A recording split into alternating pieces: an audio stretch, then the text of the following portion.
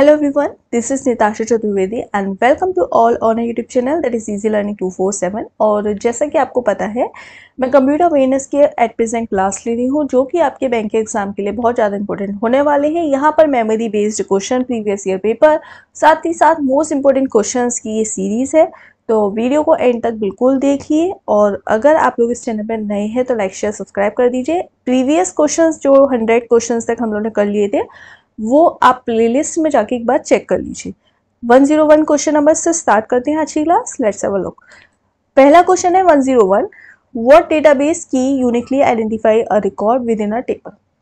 तो यूनिक एक डेटाबेस के अंदर जब हम लोग डेटाबेस एसक्यूएल पढ़ते हैं तो वहाँ पर जो यूनिक की होती है उसको हम प्राइमरी की कहते हैं, ऑप्शन नंबर ए। एग्जाम्पल के तौर पर अगर हम इन शॉर्ट ये समझना चाहें कि जैसे कि आपकी क्लास है, उस क्लास के अंदर ये रोल नंबर है किसी स्टूडेंट का, ये नेम है, ये क्लास है, ये मोबाइल नंबर है सपोज। तो किसी भी बच्चे का नाम सेम हो सकता है, क्लास सेम हो सकती है, मोबाइल नंबर सेम हो सकता है क्या, बट रोल नंबर सेम हो सकता है नहीं हो सकता।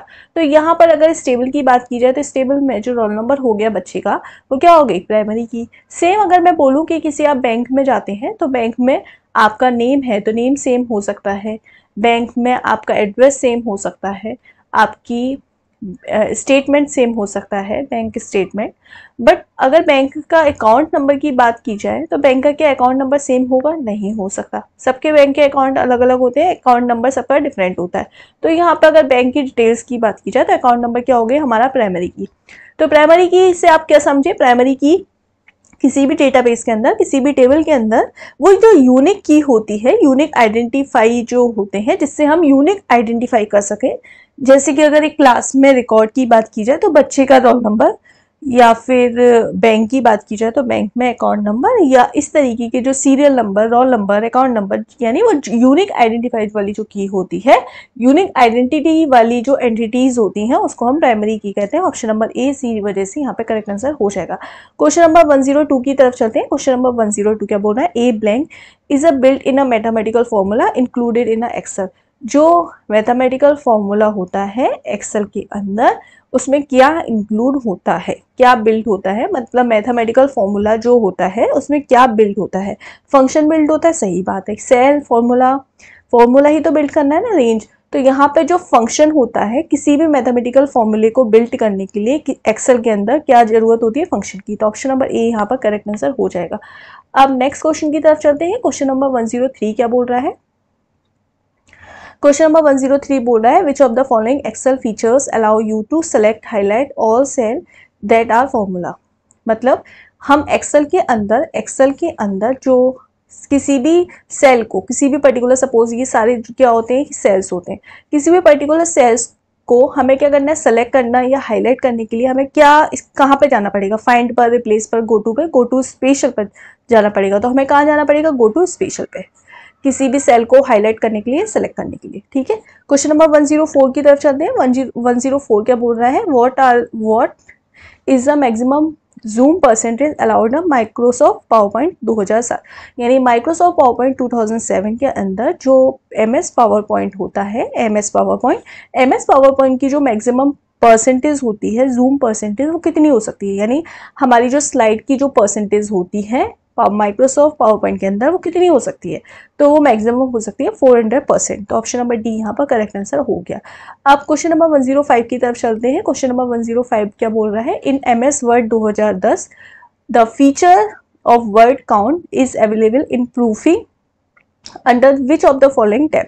यानी 2010 माइक्रोसॉफ्ट वर्ड में जो फीचर होता है वर्ड काउंट का वो कहाँ अवेलेबल होता है, किस टैब में, होम में होता है, रिव्यू में होता है, इंसर्ट में होता है, व्यू में होता है, या फिर हम कह सकते हैं रेफरेंसेस में होता है। तो यहाँ पर जो वर्ड काउंट का ऑप्शन होता है वो हमारा वो होता है रिव्यू के अंदर। कहाँ होता है, रिव्यू के अंदर। एमएस वर्ड 2010 की जगह अगर आपसे 2013 2016 भी पूछा जाए तो आप कहाँ क्या टिक करेंगे, रिव्यू। तो जो वर्ड काउंट का जो हमारा ऑप्शन होता है वो कहाँ होता है, रिव्यू टैब के अंदर। ठीक है, अगला क्वेश्चन नंबर 106 की तरफ चलते हैं। A computer can not boot if it does not have. कोई भी कंप्यूटर हमारा बूट नहीं हो सकता अगर उसके अंदर क्या नहीं है, कंपाइलर नहीं है, लोडर नहीं है, ऑपरेटिंग सिस्टम नहीं है, असेंबलर नहीं है, नन ऑफ दियर। तो भाई ऑप्शन नंबर सी इसका करेक्ट आंसर हो जाएगा। कोई भी हमारा कंप्यूटर है, कंप्यूटर के अंदर अगर ऑपरेटिंग सिस्टम नहीं है, जैसे कि अगर आपके मोबाइल के अंदर एंड्रॉयड नहीं है, या फिर हम कंप्यूटर के अंदर विंडोज नहीं है, विंडोज 7 या विंडो 11, जो भी विंडो आपके में ऑपरेटिंग सिस्टम अवेलेबल है, या फिर अगर बोला जाए तो अगर आपके पास आईफोन है तो आपके पास मैक ओएस ही नहीं है, तो आपके सिस्टम में जब मैक ओएस या एंड्रॉयड बोला जाए या विंडोज बोला जाए, किसी भी तरीके का अगर ऑपरेटिंग सिस्टम ही नहीं है तो आप अपने सिस्टम को बूट ही नहीं कर सकते, यानी ऑन और ऑफ ही नहीं कर सकते। तो यहाँ पे ऑपरेटिंग सिस्टम के बिना ये काम पॉसिबल ही नहीं है, तो ऑप्शन नंबर सी इसका करेक्ट आंसर हो जाएगा। क्वेश्चन नंबर 107 की तरफ चलते हैं। 107 क्या बोल रहा है, ISDN स्टैंड फॉर। जो ISDN होता है, तो ISDN की यहाँ पर हमसे क्या पूछा जा रहा है, फुल फॉर्म। तो ISDN की जो फुल फॉर्म होती है वो होती है integrated service digital network. Option number ए, integrated service digital network. Question number 108 की तरफ चलते हैं। क्वेश्चन नंबर 108 बोल रहा है, what type of resources is most likely to be a shared common resources in a computer network. एक computer network के अंदर जो शेयर कॉमन रिसोर्सेज, यानी एक कंप्यूटर नेटवर्क के अंदर, हमारे कंप्यूटर के अंदर हम अपने रिसोर्सेज को शेयर कर सकते हैं। किसके द्वारा, कीबोर्ड के द्वारा, स्पीकर के द्वारा, फ्लॉपी डिस्क ड्राइव या प्रिंटर। तो आप खुद सोचिए कि हम अपने रिसोर्सेज यानी हमारी जो भी फाइल है या जो भी डॉक्यूमेंट है उसको शेयर कर सकते हैं। उसको शेयर किसके द्वारा कर सकते हैं, इनमें से प्रिंटर के द्वारा। प्रिंटर के द्वारा हमारी फाइल कोई भी शेयर हो सकती है ना, तो ऑप्शन नंबर डी यहाँ पर करेक्ट आंसर हो जाएगा। क्वेश्चन नंबर 109 की तरफ चलते हैं। The most widely use type of database management system is. इसमें से सबसे ज्यादा यूज होने वाला डेटाबेस मैनेजमेंट सिस्टम कौन सा होता है, तो आप याद रखना option number C, relational database management system या फिर RDBMS। ठीक है, RDBMS, relational database management system या रिलेशनल डेटाबेस। ये सबसे ज़्यादा यूज होने वाले डेटाबेस मैनेजमेंट सिस्टम होते हैं, क्योंकि यहाँ पे जो हमारा डेटा होता है वो किसकी फॉर्म में होता है, टेबल की फॉर्म में। और इसको रिलेशनल डेटाबेस मैनेजमेंट सिस्टम क्यों बोलते हैं, क्योंकि जो टेबल होती है, टेबल को हम क्या बोलते हैं, रिलेशन। ठीक है, टेबल को हम क्या बोलते हैं, रिलेशन। इसी वजह से इसका नाम रिलेशनल डेटाबेस मैनेजमेंट सिस्टम बना। यहाँ पर हम जितना भी रिकॉर्ड, जितनी भी एंटिटीज को सेव करते हैं वो in the form of table करते हैं। तो सबसे ज्यादा यूज होने वाले डेटाबेस कौन सा है, रिलेशन। ऑप्शन नंबर सी इसका करेक्ट आंसर हो जाएगा। Managers are use sophisticated tool to combat cyber slicking, especially involving the internet. Such tools include। तो जो मतलब मैनेजर्स यूज, जो कोई भी मैनेजर की बात, मतलब कोई भी यूज कर रहा है sophisticated tool cyber slicking. Sophisticated tool का मतलब हो रहा है साइबर स्लिकिंग, मतलब जिसके जरिए इंटरनेट के माध्यम से हमारे कंप्यूटर में अटैक आते हैं। साइबर स्लिकिंग का मतलब साइबर क्राइम से रिलेटेड हम समझ सकते हैं, साइबर अटैक से रिलेटेड समझ सकते हैं। तो जिसके इंटरनेट की, स्पेशली जब हम इंटरनेट में इन्वॉल्व होते हैं तो हमारे पास, हमारे कंप्यूटर में, हमारे सिस्टम में साइबर अटैक वगैरह आ जाते हैं, साइबर क्राइम्स हो जाते हैं। तो उससे बचने के लिए जो टूल्स हम यूज़ करते हैं, सोफिस्टिकेटेड का मतलब उससे निदान के लिए जो हम टूल यूज़ करते हैं वो कौन से होते हैं। वेब फिल्टर्स यूज़ कर सकते हैं। अगर हम अपने वेब फिल्टर्स यूज़ कर लें तो हमारे पास वायरस इंटरनेट के माध्यम से नहीं आएगा। सर्वलाइन सॉफ्टवेयर, सर्वलाइन से मतलब हम सब इस तरीके के सॉफ्टवेयर यूज़ कर लें, जैसे कि हम एंटीवायरस टाइप के सॉफ्टवेयर बोल सकते हैं। प्रॉक्सी सर्वर और पैकेट स्नीफर यूज़ कर लें, तो ये हमारे इंटरनेट में जो साइबर स्लीकिंग होती है, साइबर क्राइम्स वगैरह होते हैं, उससे रोकने में कहीं ना कहीं मदद करते हैं। तो ये सारे सोफिस्टिकेटेड टूल्स होते हैं। तो यहाँ पे ये सारे ही हैं, इसी वजह से ऑप्शन नंबर ई इसका करेक्ट आंसर हो जाएगा। नेक्स्ट क्वेश्चन की तरफ चलते हैं। नेक्स्ट चलते हैं, the altering of data so that it is not usable unless the changes are undone is. तो उसको हम ऐसी प्रोसेस को क्या बोलते हैं, बायोमेट्रिक, कंप्रेशन, इंक्रिप्शन या एर्गोनॉमिक्स और स्पैमिंग। कहने का मतलब है कि जो हमारा डेटा होता है वो एल्टर मतलब उसमें कुछ चेंजेस होना, पार्शियल चेंज। तो जब तक alter of data so that it is not usable unless, मतलब वो यूज नहीं हो सकता जब तक हम उसमें कुछ पार्शियल चेंजेस नहीं कर देते हैं। तो ऐसी टेक्निक होती है हमारी, क्या होती है, इनक्रिप्शन। बेसिकली इनक्रिप्शन जो डेटा होता है वो इस तरीके का डेटा होता है जिसे, जैसे एग्जांपल के तौर पर आपकी कोई भी फाइल है, तो फाइल हमारी जब तक आप उसमें कोई चेंजेस नहीं कर देते, लाइक जैसे आप उसमें कोई पासवर्ड है या फिर आप उसको जिप फाइल को अपनी नॉर्मल फाइल में कन्वर्ट नहीं करते, यानी कोई चेंजेस नहीं करते हैं, जब तक वो फाइल को आप चेंजेस नहीं कर सकते तब तक आप उसको यूज नहीं कर सकते इनक्रिप्शन में। ठीक है, तो ऑप्शन नंबर सी इसका करेक्ट आंसर हो जाएगा। क्वेश्चन नंबर 112 की तरफ चलते हैं। 112 बोल रहा है which of the following use to closing a tab of browser. तो अगर ब्राउजर को हमें डायरेक्टली अपने कीबोर्ड के द्वारा क्लोज करना है, जो भी हम ब्राउजर पे वर्क कर रहे हैं, तो हम डायरेक्ट क्लोज कर सकते हैं Ctrl+W से। ठीक है, option number B. Question number 113 की तरफ चलते हैं। क्वेश्चन नंबर 113 क्या बोल रहा है, which of the following operating system developed by Apple. तो इनमें से भाई सबको पता होगा, ये ऑप्शन सिंपल है। एप्पल के द्वारा विंडोज तो क्लियर होगी नहीं, एंड्रॉइड क्लियर होगा नहीं, एंड्रॉइड क्रिएट नहीं हो सकता, मैक ओएस एप्पल क्या बनाएगा, मैक ओएस। तो option number D. Question number 114 की तरफ चलते हैं। क्वेश्चन नंबर 114 क्या बोल रहा है, डीबीएमएस की फॉर्म क्या होती है, डेटाबेस मैनेजमेंट सिस्टम। तो यहाँ पर देख सकते हैं database management system, option number C. अगला क्वेश्चन है, what is the base of octal number. Octal number का बेस क्या होता है, option number A 8। A option number A क्या होता है, ऑक्टल का बेस 8। अगर हेक्साडेसिमल पूछ ले तो 10, डेसिमल पूछ ले तो 10, हेक्साडेसिमल 16, डेसिमल 10, बाइनरी 2। ठीक है, बाइनरी का बेस 2, डेसिमल का 10, हेक्साडेसिमल 16, ऑक्टल 8। क्लियर। तो यहाँ पे हमसे ऑक्टल पूछा है, इसी वजह से ऑप्शन नंबर ए इसका करेक्ट आंसर हो जाएगा। नेक्स्ट क्वेश्चन की तरफ चलते हैं। नेक्स्ट क्वेश्चन क्या बोल रहा है, क्वेश्चन नंबर 116। क्वेश्चन नंबर 116 क्या बोल रहे हैं, which of the following is used in a first generation of computer. इसमें से फर्स्ट जनरेशन में हम क्या यूज करते थे, IC, vacuum tube, transistor, VLSI. तो हम लोग यूज करते थे फर्स्ट जनरेशन में, इनमें से क्या यूज करते थे, वैक्यूम ट्यूब। तो ऑप्शन नंबर ए बी हमारा करेक्ट आंसर हो जाएगा। अगला question number 117, P ROM stand for. P ROM की जो फुल फॉर्म होती है वो क्या होती है, पी रोम की फुल फॉर्म होती है प्रोग्रामेबल रीड ओनली मेमोरी। तो प्रोग्रामेबल रैंडम ओनली मेमोरी, यहाँ पर read only memory, option number D. अगला, COBOL is used which of the following purpose. तो जो कोबाल हमारी जो लैंग्वेज है वो किस पर्पस के लिए हमने यूज की थी, वो की थी कोबाल का जो यूज हमने बिजनेस और फाइनेंस पर्पस के लिए किया था। कोबाल का जो यूज किया गया था, कोबाल जो लैंग्वेज, कोबाल एक प्रोग्रामिंग लैंग्वेज जो डेवलप की गई थी वो बिजनेस और फाइनेंस पर्पस के लिए यूज की गई थी। तो ऑप्शन नंबर बी। अगला, which of the following which key is use to delete characters to the left of the cursor.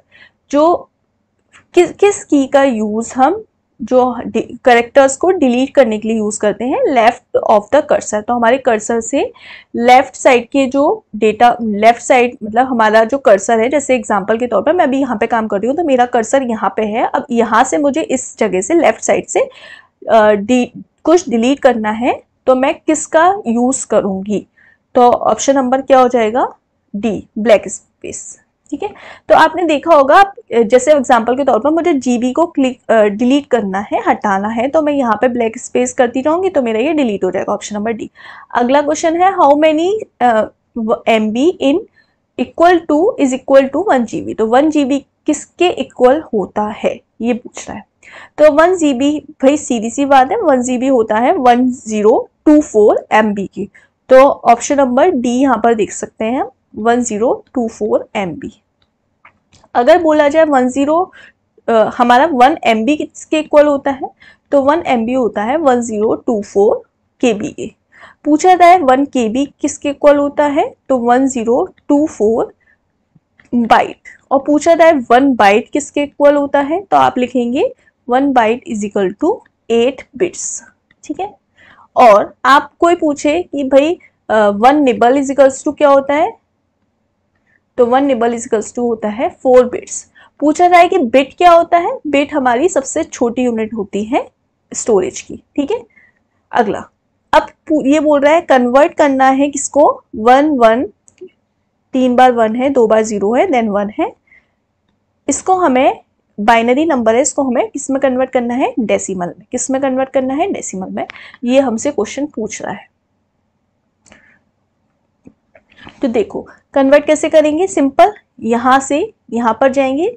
ये देखो ये कितने हैं 1, तो यहाँ पर 1 2 3 4 5 6। पहले हम काउंटिंग कर लेते हैं, ये 6 है, 6 में से एक नंबर माइनस किया, या फिर हम डायरेक्ट अगर हम इधर से स्टार्ट भी कर देते हैं तो हम लोग यहाँ पे कर देंगे 1 इंटू 2 की पावर 0 प्लस ये क्या है 0 इंटू 2 की पावर 1, ये क्या है 0, तो 0 इंटू 2 की पावर 2, फिर क्या है ये 1, तो क्या है 1 इंटू 2 की पावर 3, ये क्या है 1, तो 1 इंटू 2 की पावर 4 प्लस 1 इंटू 2 की पावर 5। तो इसको करने का दो तरीका है, या तो आप इनके टोटल नंबर को काउंट कर लो, ये कितने 1 2 3 4 5 6, तो 6 में से एक माइनस कर दो 0, 6 में से एक माइनस करेंगे क्या हो गया 5। तो या तो आप ऐसे सिंपल लिखते जाओ, ये 1 है तो 1 इंटू 2 की पावर 5 प्लस 1 इंटू 2 की पावर 4 प्लस 1 इंटू 2 की पावर 3 0, मतलब ये सारे नंबर लिखते जाओ लास्ट में। या फिर आप अपोजिट साइड से इस तरीके से नोट कर लो, ठीक है। 1 है तो 1 इंटू 2 की पावर 0।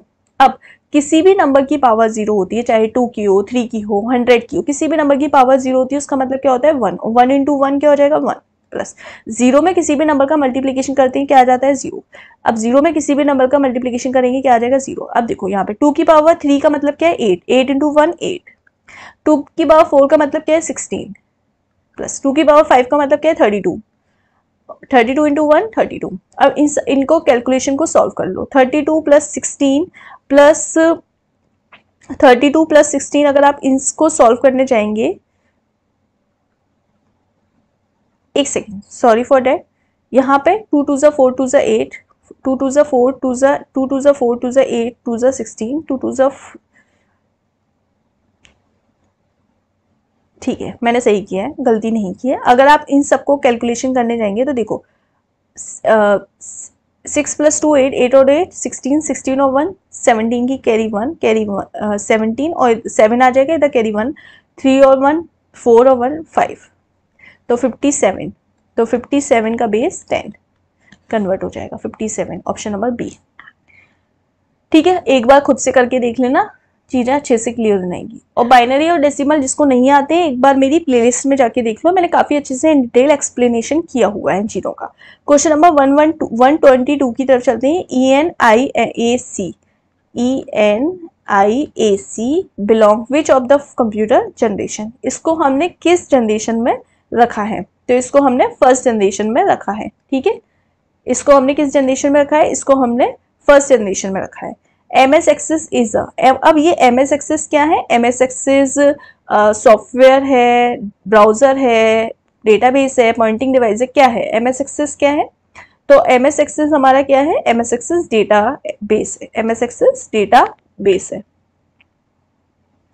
Microsoft access.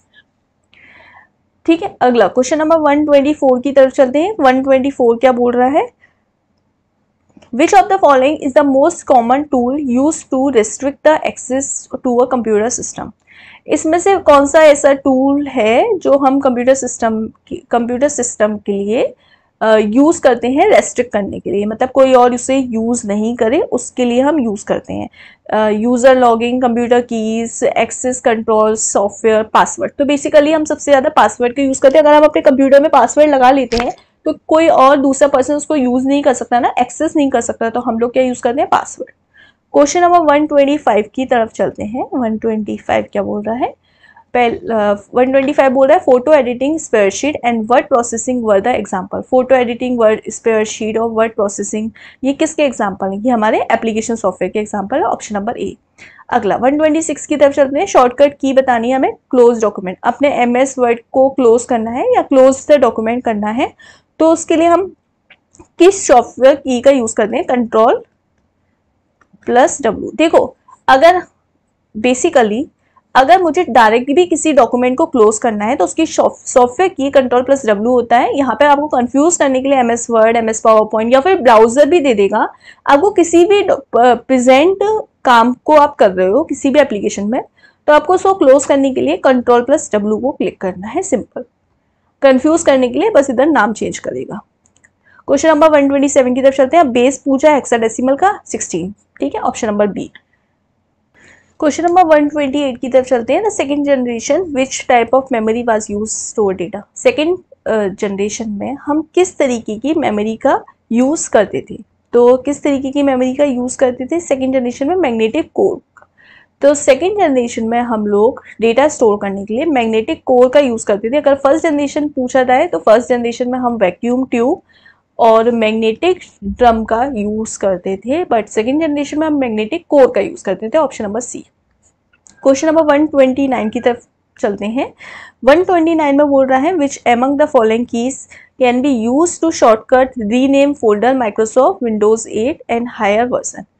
तो इसमें से हम किस की का यूज करते हैं अपने माइक्रोसॉफ्ट विंडोज 8 और उसके वर्जन के लिए, उसका हायर वर्जन मतलब विंडोज 9 या विंडो 11 या विंडोज 16 में हम लोग बेसिकली किसका यूज करते हैं, कौन सी शॉर्टकट की है जिससे हम माइक्रोसॉफ्ट के नेम को चेंज कर सकें। माइक्रोसॉफ्ट जैसे विंडोज 8 लिखा है या विंडोज 11 है या विंडोज 16 है, तो उसके नेम को चेंज करने के लिए हम लोग F2 की का यूज करते हैं। ठीक है, ओके, तो यहाँ पर ऑप्शन नंबर ए हमारा सही आंसर हो जाएगा F2। अगला क्वेश्चन नंबर 130 की तरफ चलते हैं। क्वेश्चन नंबर 130 बोल रहा है in order to move from one worksheet to another MS Excel workbook one should click. तो यहाँ पे बोल रहा है कि हम एक वर्कशीट से दूसरी वर्कशीट पर मूव करने के लिए किस की का यूज करते हैं। हम यूज करते हैं शीट टैब का। भाई एक शीट से दूसरी शीट को मूव करने के लिए हम शीट टैब का यूज करते हैं। क्वेश्चन नंबर 131 की तरफ चलते हैं। 131 बोल रहा है यहाँ पर शॉर्टकट की बतानी है स्पेलिंग चेकर, ग्रामर और स्पेलिंग चेकर के लिए हम लोग MS वर्ड में जो स्पेलिंग चेक यूज करते हैं वो किस कीज के डायरेक्ट किस की को प्रेस करके हम डायरेक्टली स्पेलिंग या ग्रामर चेक कर सकते हैं, ये क्वेश्चन बोल रहा है। तो F7, अगर हम F7 को क्लिक करते हैं तो हम लोग डायरेक्टली स्पेलिंग और एरर चेक कर लेते हैं अपनी ग्रामर। विच अगला क्वेश्चन है question number 132 which is not a storage device. इसमें से कौन सी स्टोरेज यूनिट नहीं है। भाई प्रिंटर स्टोरेज है नहीं, CD स्टोरेज है, हार्ड डिस्क स्टोरेज है, फ्लॉपी डिस्क स्टोरेज है, DVD स्टोरेज है, बट इसमें पूछा स्टोरेज नहीं है तो प्रिंटर स्टोरेज डिवाइस नहीं है, तो ऑप्शन नंबर ए इसका करेक्ट आंसर हो जाएगा। अगला क्वेश्चन नंबर 133 की तरफ चलते हैं। 133 में बोल रहा है image editing software which we use draw edit images. इसमें से इमेज एडिटिंग जो सॉफ्टवेयर होता है वो कौन सा होता है। PageMaker, MS Paint, Corel Draw, photo image या फ्रंट पेज। तो भाई इमेज एडिटिंग सॉफ्टवेयर हम लोगों ने सबने नाम सुना होगा, एक most common software Corel Draw.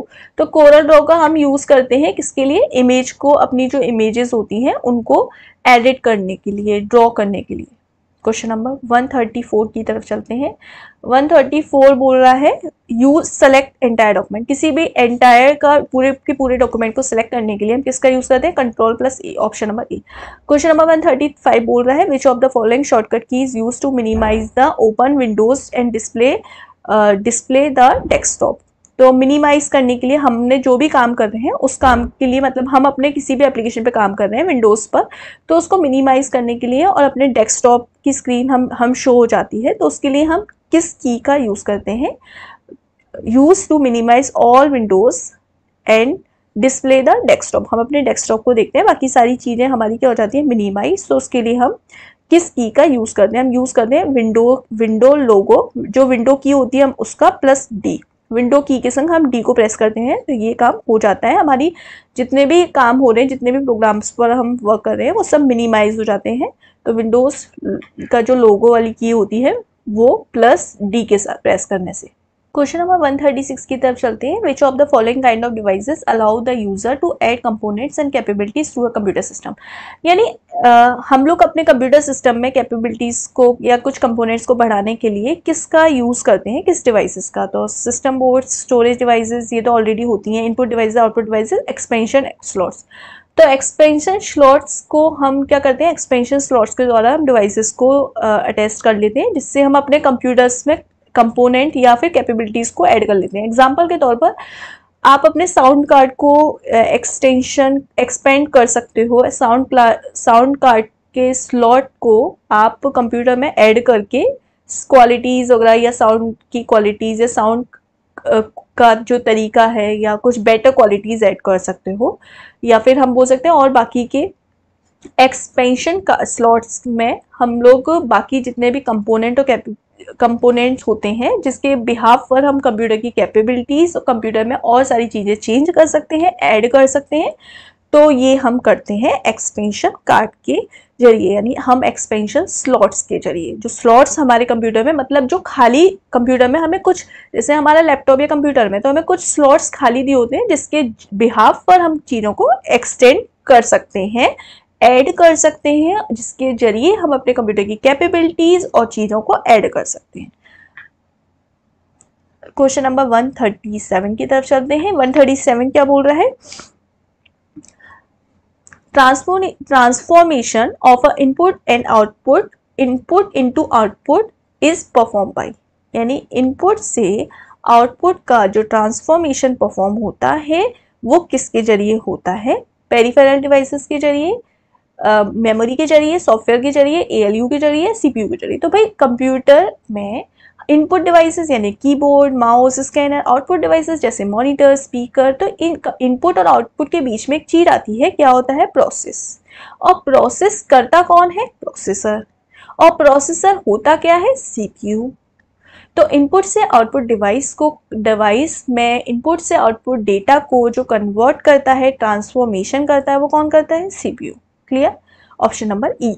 Question number 138 की तरफ चलते हैं। क्वेश्चन नंबर 138 बोल रहा है which of the following device enable data transfer between two different network. दो नेटवर्क हैं, ये ए है, ये बी है, इनके बीच में डेटा ट्रांसफर करना है। तो ट्रांसफर दो डिफरेंट है, ए अलग है, बी अलग है, इनके बीच में डेटा को ट्रांसफर करना है।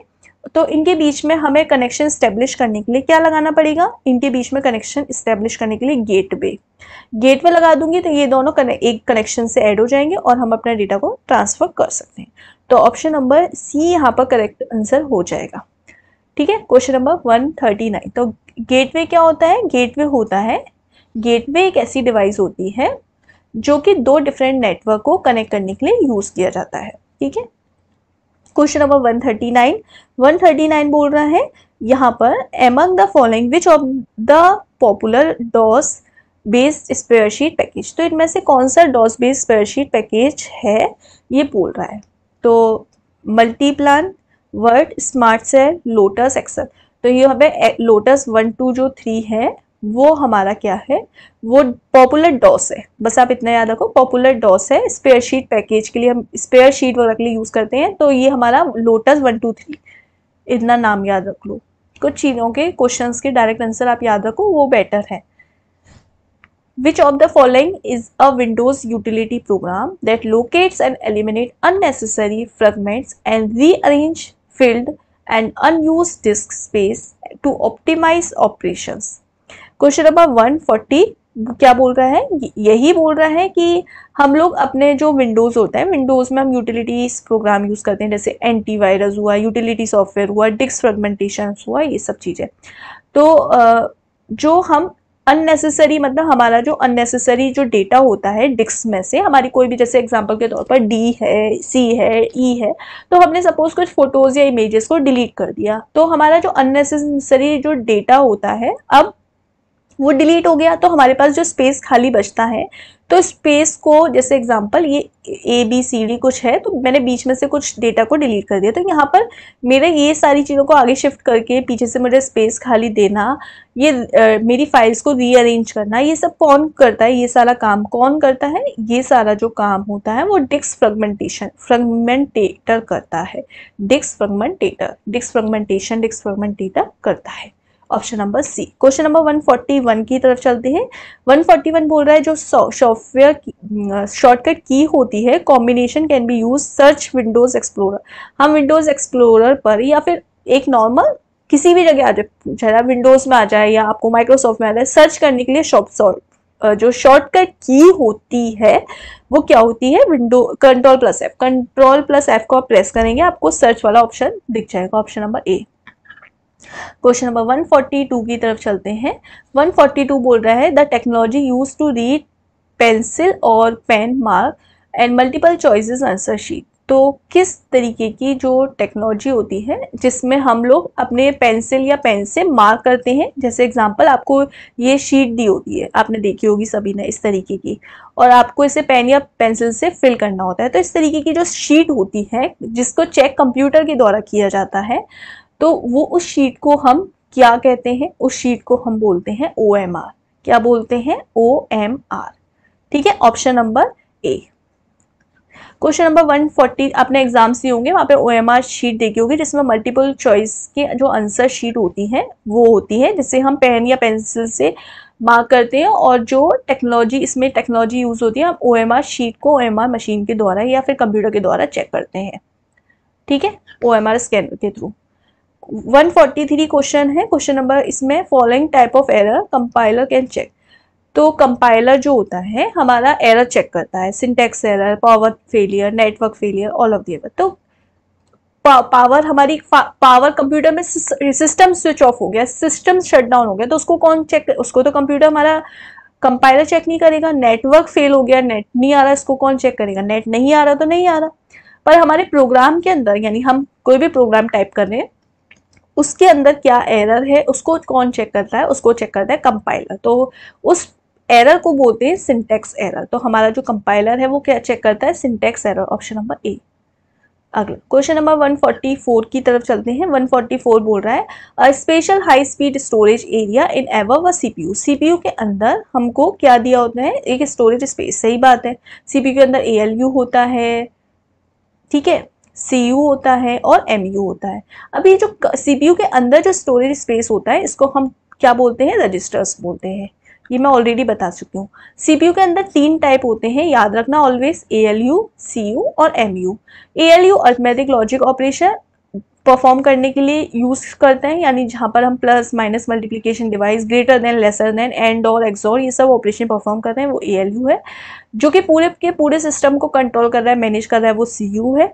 जहाँ पर हमारा प्रोसेसेस स्टोर हो रही है, मतलब CPU में जो हमारा हाई स्पीड डेटा स्टोर हो रहा है, यानी जो भी हम प्रोसेस पर वर्क कर रहे हैं वो स्टोर हो रही है, वो हमारी स्टोर हो रही है रजिस्टर के अंदर। वो रजिस्टर हमें प्रोवाइड करता है CPU।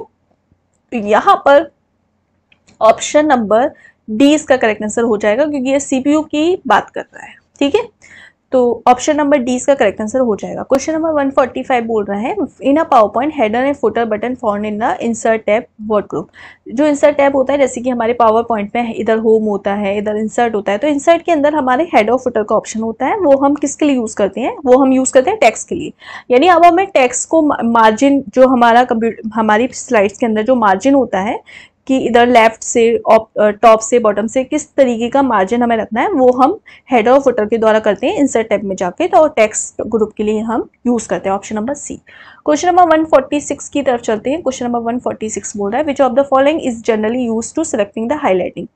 हम हाईलाइटिंग के लिए, यानी हम अपने सेलेक्ट और हाईलाइटिंग के लिए किसका यूज करते हैं, आइकन का, कीबोर्ड का, फ्लॉपी का, माउस का, किसका यूज हम करते हैं, ये बोल रहा है। तो हम बेसिकली सेलेक्ट के लिए, जैसे एग्जांपल कोई भी डॉक्यूमेंट है, मुझे इसको सेलेक्ट करना है, हाईलाइट करना है, तो मैं माउस का यूज करूंगी, simple, option number C. Question number 147 की तरफ चलते हैं। Blank ensure secure transfer of data over the unsecure network such as internet.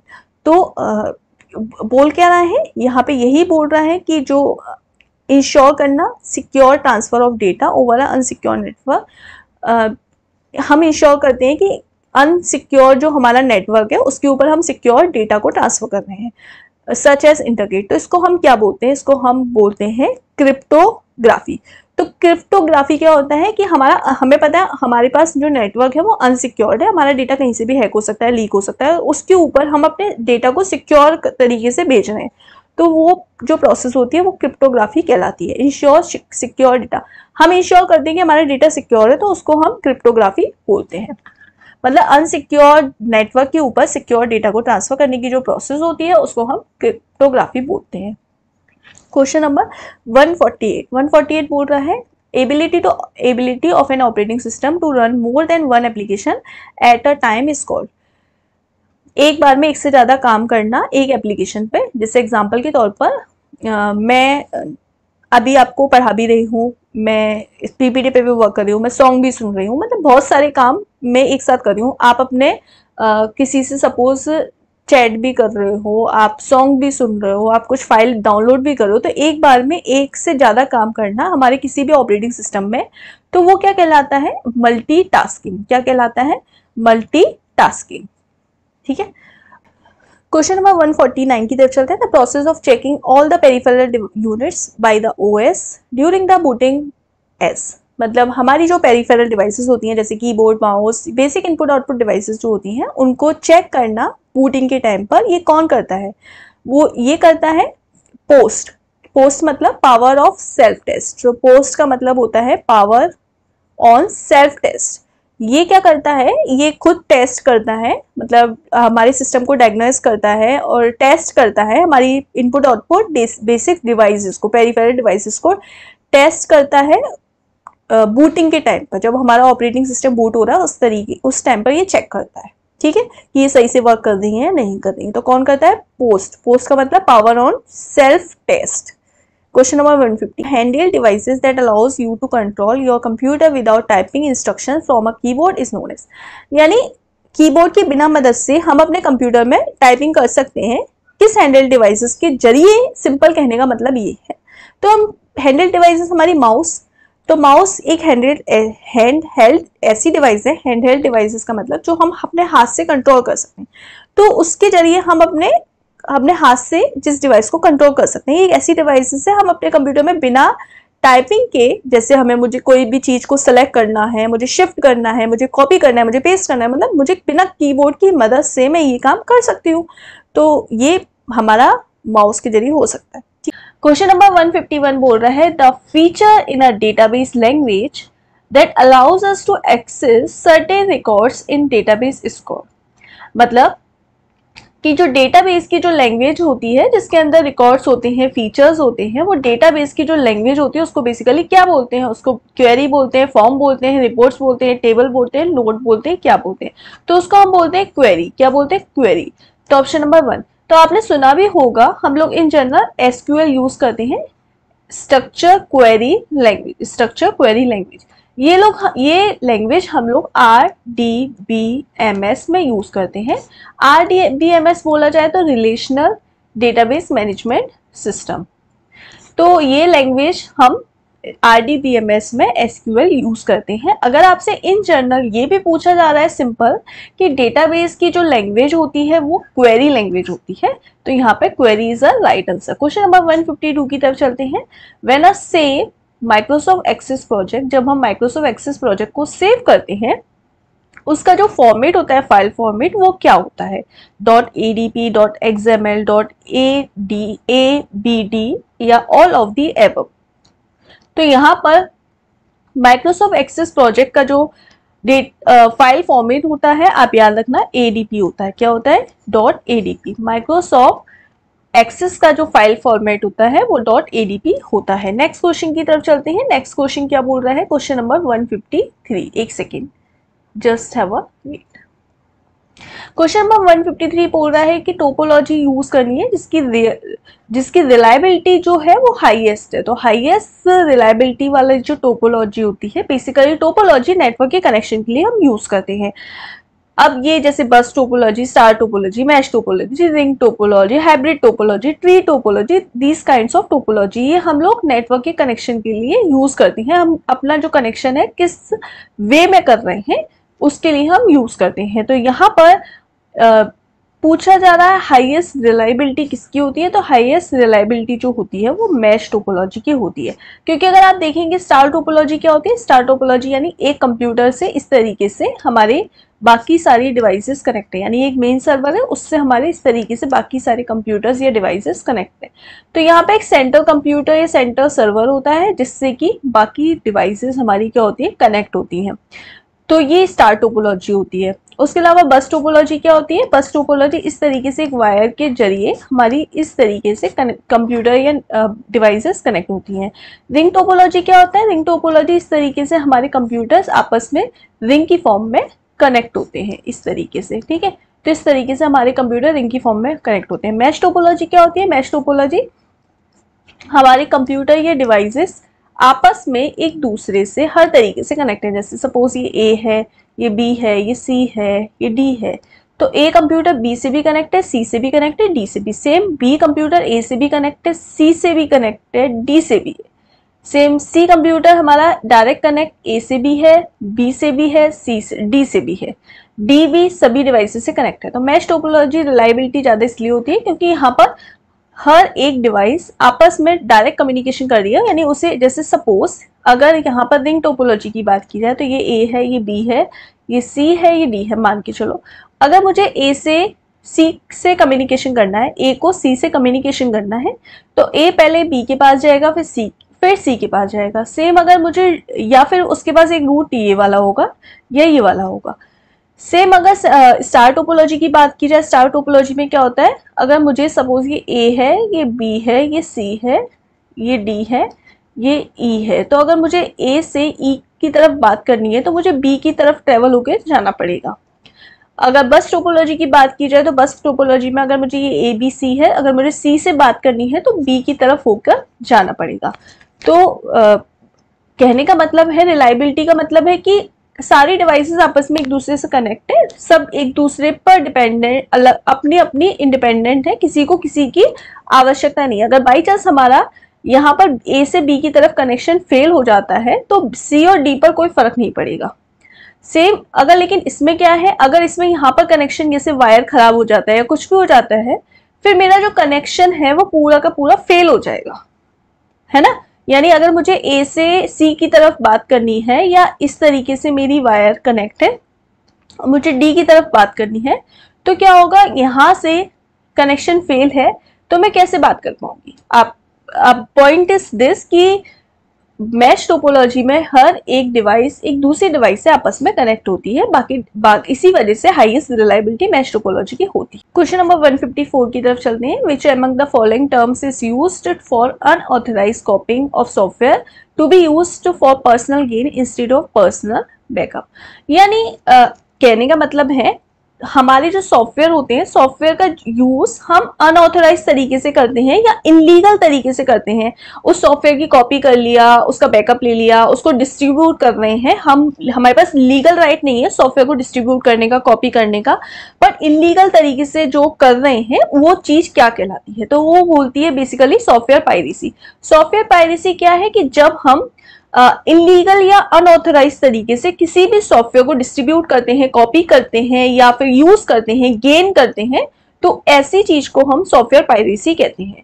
ठीक है, तो ये सारी चीजें अनऑथराइज तरीके से किसी भी सॉफ्टवेयर का यूज करना, गेन करना, उसको डिस्ट्रीब्यूट करना सॉफ्टवेयर पायरेसी कहलाता है। तो ऑप्शन नंबर यहाँ पर सी हो जाएगा इसका करेक्ट आंसर।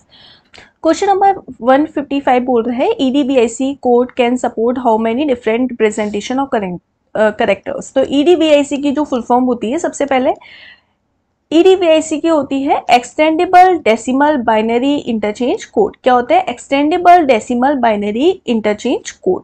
तो EDBIC जो सपोर्ट करता है कितने करेक्टर्स को ये सपोर्ट करता है, ये पूछा है। तो यहाँ पे ये सपोर्ट करता है 256 करेक्टर, यानी 0 से लेकर 255 तक, तो टोटल 256 करेक्टर को ये सपोर्ट करता है। 256 करेक्टर्स को ये सपोर्ट करता है 0 से 255। क्वेश्चन नंबर 156 की तरफ चलते हैं। The main web page of a website is also known as. तो वेबसाइट के जो वेब पेज को हम बेसिकली क्या बोल रहे हैं, मेन वेब पेज को। तो किसी भी वेबसाइट के मेन वेब पेज को हम क्या बोलते हैं, हम लोग बोलते हैं होम पेज। क्या बोलते हैं, होम पेज। तो होम पेज हम किसी भी वेबसाइट के मेन पेज को बोलते हैं, ठीक है, मेन पेज को हम बोलते हैं होम पेज, ठीक है। और किसी भी वेबसाइट के फर्स्ट पेज को हम फर्स्ट पेज बोलते हैं। अब आप कहेंगे कि फर्स्ट पेज भी तो हम बोल सकते हैं। देखो, आप अपनी वेबसाइट बना रहे हैं, आप जरूरी नहीं है उसके फर्स्ट पेज को ही होम पेज बनाएं, आप उसके सेकंड पेज को भी होम पेज। इन जनरल सभी लोग फर्स्ट पेज वेबसाइट का होम पेज होता है। किसी भी वेबसाइट का जो फर्स्ट पेज होता है वो होम पेज होता है, लेकिन फर्स्ट पेज होम पेज है ऐसा नहीं है। होम पेज मेन पेज होता है, यानी आप जब भी अपनी किसी भी वेबसाइट को ओपन करें, सबसे पहले जो आपको दिख जाए किसी भी वेबसाइट पर वो होम पेज होता है।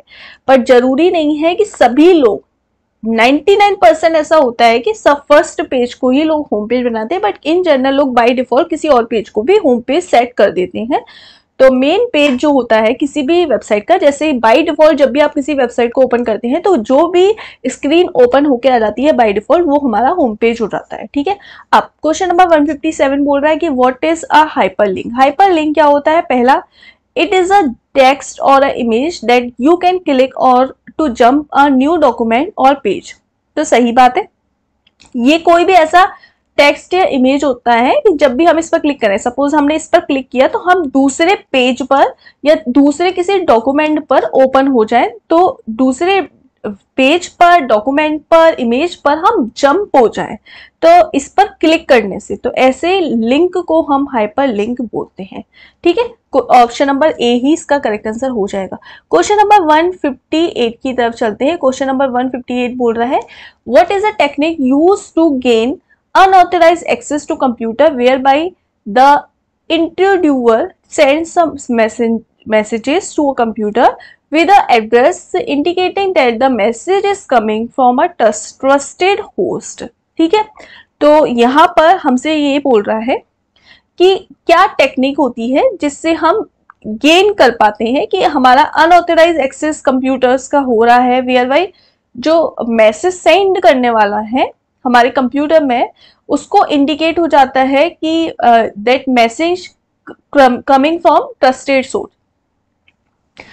तो बेसिकली देखो हमारे हर एक कंप्यूटर का, हर एक नेटवर्क का, हर एक वेबसाइट का क्या होता है, आईपी एड्रेस। क्या होता है, आईपी एड्रेस।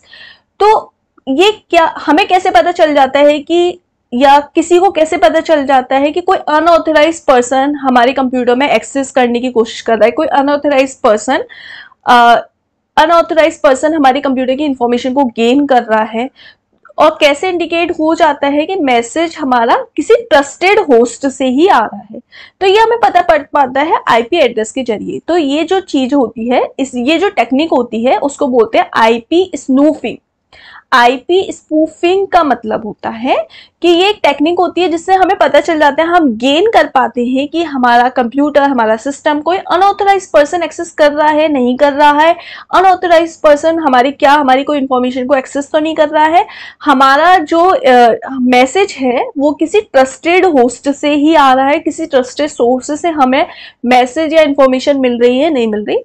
तो ये जो टेक्निक होती है वो कहलाती है आईपी स्पूफिंग। क्या कहलाती है, आईपी स्पूफिंग। आप आईपी से याद रखो, आईपी इंटरनेट प्रोटोकॉल, यानी हर एक वेबसाइट का, हर एक सिस्टम का एक आईपी एड्रेस होता है। तो हमें पता चल पाता है आईपी स्पूफिंग के जरिए कि हमारा जो मैसेज है, मेल है या फिर कोई भी डॉक्यूमेंट है वो ट्रस्टेड सोर्स से आ रहा है, ट्रस्टेड होस्ट से आ रहा है, नहीं आ रहा, कोई अनऑथराइज तो नहीं एक्सेस कर रहा। ये सब हम पता कर पाते हैं आईपी स्पूफिंग के जरिए। क्लियर। अब क्वेश्चन नंबर 159 की तरफ चलते हैं। यहाँ पे बोल रहा है पोर्ट्रेट एंड लैंडस्केप आर। जो पोर्ट्रेट और लैंडस्केप होते हैं, हम क्या करते हैं, पेज ओरिएंटेशन ही तो करते हैं कि हमारा पेज लैंडस्केप में शो होगा या पोर्ट्रेट में शो होगा। ये क्या होता है, पेज ओरिएंटेशन होता है। ठीक है, पेज का तरीका होता है कि पेज हमें लैंडस्केप में लेना है, या हमें पेज किस में लेना है, हमें पेज पोर्ट्रेट में लेना है, लैंडस्केप में लेना है, ये सारी चीजें।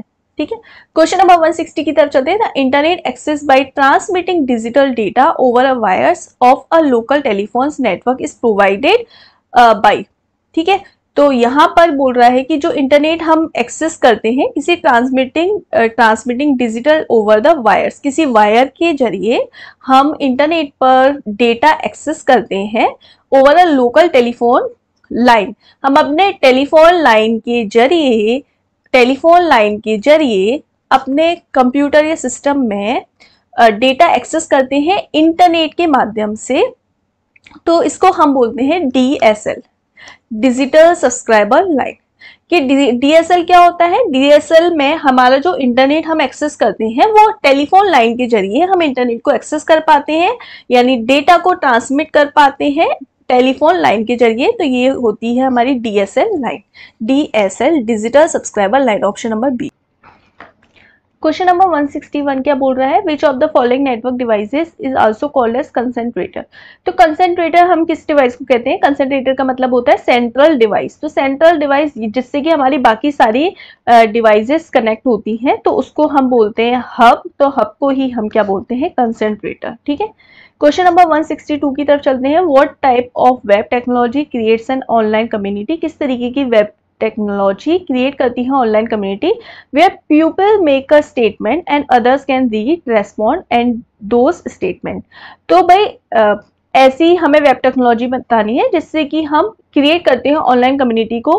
पीपल, हम अपने स्टेटमेंट देते हैं और लोग उस पर कमेंट्स करते हैं, रीड करते हैं और अपना रेस्पॉन्ड देते हैं। तो भाई क्या होते हैं, वो ब्लॉग्स होते हैं। क्या होते हैं, ब्लॉग। हम कोई भी ब्लॉग अपनी क्या होते हैं? Option number D. हम ब्लॉग क्या है? ब्लॉग क्या है? कोई भी एक तरह से एक वेब टेक्नोलॉजी, हम कोई भी स्टेटमेंट दे रहे हैं, जैसे मैंने कोई भी चीज पब्लिक किया सोशल मीडिया पे, कुछ भी चीज, कोई भी स्टेटमेंट दी, तो आप उसके अकॉर्डिंग अपना रेस्पॉन्ड दे रहे हैं, स्टेटमेंट दे रहे हैं, रीड कर पा रहे हैं, कमेंट कर रहे हैं, यानी आप अपने अपना परसेप्शन या अपने अपने कमेंट्स या ओपिनियन दे पा रहे हैं। तो ये क्या है? ब्लॉग्स है। तो ब्लॉग्स क्या है? Web technology. हम क्रिएट करते हैं ऑनलाइन कम्युनिटी, एक पर्टिकुलर पीपल के ग्रुप को अपनी कोई बात शेयर करने के लिए, ये ब्लॉग्स होते हैं। ब्लॉग्स जैसे मैं बोलूँ, मैंने कोई स्टोरी लिखी और मैंने उसको पब्लिश किया, उस स्टोरी के बिहाफ पर आप वो स्टोरी पढ़ पाएंगे, उस पर कमेंट कर पाएंगे, रेस्पॉन्ड कर पाएंगे, तो दिस इज अ ब्लॉग। ठीक है, option number D. Question number 163। Question number 163 बोल रहा है what is the full form of EDI. तो ईडीआई की यहाँ पे हमसे क्या पूछ रहा है? ईडीआई की पूछ रहा है full form, electronic data interchange. EDI की फुल फॉर्म क्या होती है? Electronic data interchange. तो ऑप्शन नंबर सी में देखो, electronic data interchange, option number C. अगला क्वेश्चन नंबर 164 की तरफ चलते हैं। व्हाट इज द एक सेकेंड, बोल रहा है व्हाट इज यूज कॉमा, जो कॉमा सिंबल होता है in MS Excel. MS Excel में जो कॉमा सिंबल जो होता है, कॉमा वाला इस तरीके से, वो हम ये वाला जो सिंबल होता है इस तरीके से, ये हम सिंबल किस एमएस एक्सेल में किस लिए यूज करते हैं? तो ये हमसे क्वेश्चन नंबर 164 में पूछ रहा है।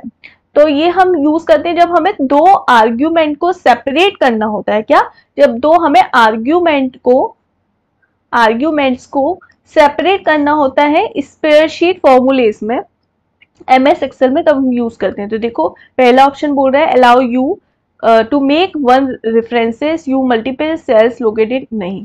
दूसरा है it is use to separate arguments in Excel spreadsheet formula. भाई सही बात है, हम आर्ग्यूमेंट को सेपरेट करने के लिए यूज करते हैं।